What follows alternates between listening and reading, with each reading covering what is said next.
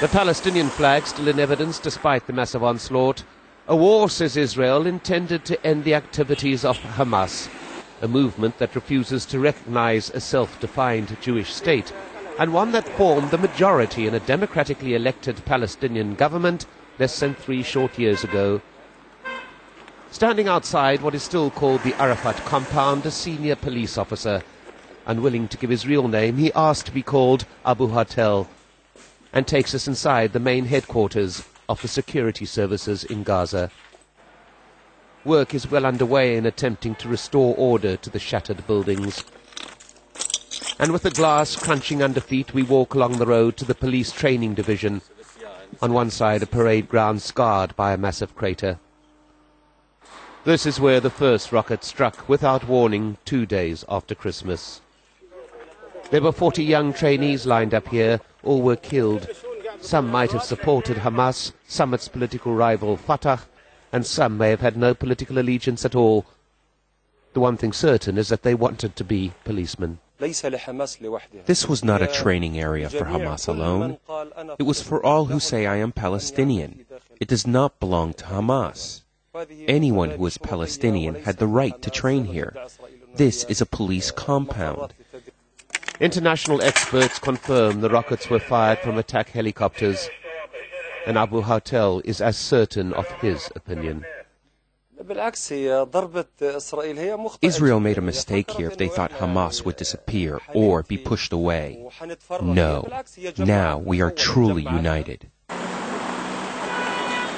And as those in Gaza again take control of their streets, it appears that returning to what passes for normal is in itself an act of defiance. The power lines are being repaired as they've been so many times before. The faithful whose mosques have been destroyed pray in the open air. And there is newly harvested produce in the Beit Lahia market, the aroma of the spices masking the lingering smell of burnt flesh and cordite, the smell of war.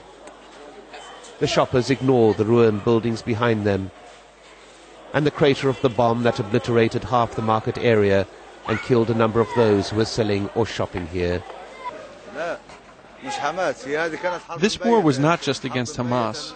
It was one prepared long ago before any truce. They just want to force Palestinians to their knees because they see us all as the enemy. This war has made all Palestinians more united, and you know Hamas has gained popular support. There were many like me who opposed Hamas in the past, but now may be prepared to support it. And in the wasteland created by Israeli troops and their tanks, even the most moderate are reconsidering their position. Shoki Raimosh Salam retired as a teacher 2 years ago. He saved for 15 years to build his dream house, shared by his wife and children. This is the way the Israeli forces left it. This, he says, the death of the concept of land for peace, of a deal in which Palestinians accept a state in the West Bank and Gaza with Israel as a friendly neighbor. As Palestinians, we accepted to live in Gaza and with the West Bank without occupation. And this is a strong decision. This is a strong decision to forget your land. But the Israelis do not accept this. Even to give them more than 80% of our land, they can't accept this. They speak about terrorism, and I want anyone in the world to tell me if there were any terrorism like this. Throughout their history, the Palestinians of Gaza seem to have suffered it all. They've experienced invasion, occupation, an ongoing blockade by the Israelis. They've seen what amounts to a civil war. Yet never, never has so much wanton destruction been caused.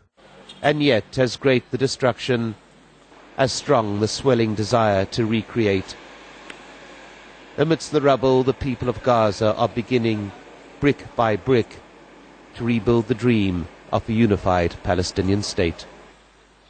Mike Hanna, Aljazeera, Gaza.